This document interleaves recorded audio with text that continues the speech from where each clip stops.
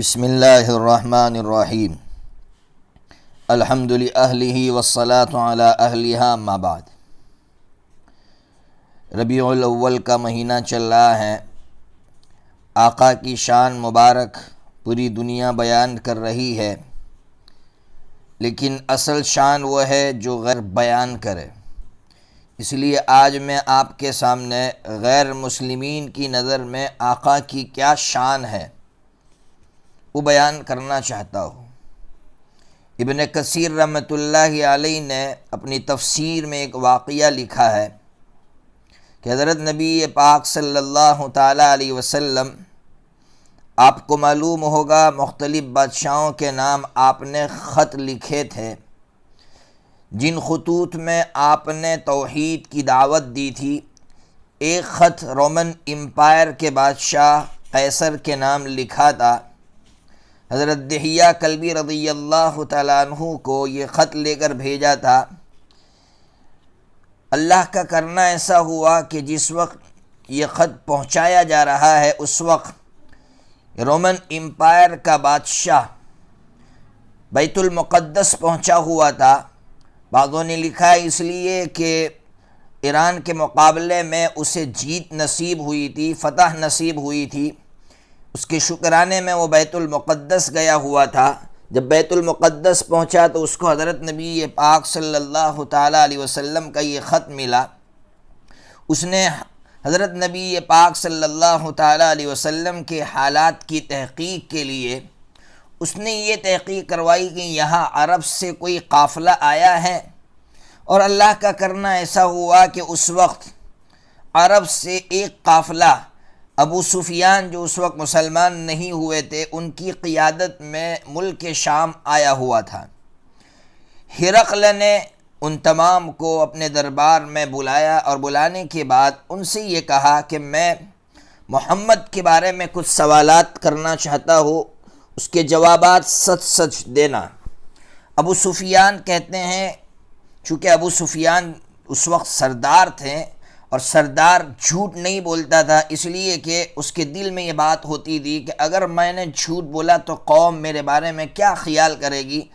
ابو سفیان سے اس وقت ہرقل نے کل 11 سوالات کیے تھے۔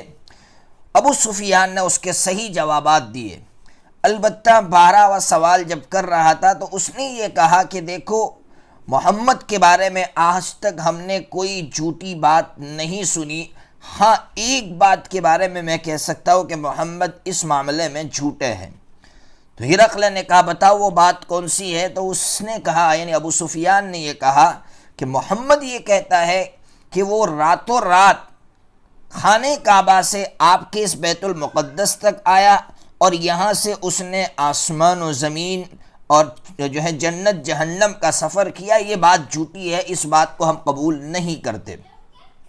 اب اللہ کی شان دیکھیے کہ اللہ تبارک و تعالی حضرت نبی پاک صلی اللہ تعالیٰ علیہ وسلم کا مقام کس طرح سے بلند کرتا ہے۔ جب یہ معاملہ ہوا تو اس وقت بیت المقدس کا سب سے بڑا عالم ہرقل کے قریب میں کھڑا تھا یا بیٹھا ہوا تھا۔ اس نے یہ کہا کہ نہیں، یہ صاحب جو بات کر رہے ہیں وہ غلط ہے۔ کیوں غلط ہے؟ بادشاہ نے پوچھا کہ کیسے یہ ابو سفیان غلط بول رہے ہیں؟ تو اس عالم نے یہ کہا کہ بات یہ ہے کہ یہ جس رات کا واقعہ بیان کر رہے ہیں اس رات میں نے چاہا کہ بیت المقدس کے سارے دروازے بند کر دوں، اس لیے کہ میں رات کو سونے سے پہلے اپنی عادت کے مطابق تمام دروازے بند کر دیتا تھا۔ میں نے سارے دروازے بند کر دیے لیکن ایک دروازہ بند نہ ہو سکا۔ میں نے اپنے سارے کام کرنے والوں کو بلایا، ہم سب نے مل کر کوشش کی لیکن بند نہ ہو سکا۔ تو میں نے معمار کو بلایا، معمار کارپینٹر کو بلایا، میں نے ستھار کو بلایا کہ کہیں کوئی جو ہے فن کے اعتبار سے کوئی مسٹیک تو نہیں ہے، لیکن وہ بھی عاجز آ گیا۔ اس نے کہا صبح ہوتے ہم جو ہے اس کا معاملہ حل کریں گے، لیکن وہ کہتے ہیں کہ میں مجبور ہو کر لوٹ گیا۔ صبح ہوتے ہی اس دروازے پر پہنچا تو میں نے دیکھا کہ اس دروازے کے مسجد کے پاس ایک چٹان میں سوراخ کیا ہوا ہے، ایسا لگ رہا ہے کہ یہاں کوئی جانور باندھا گیا تھا۔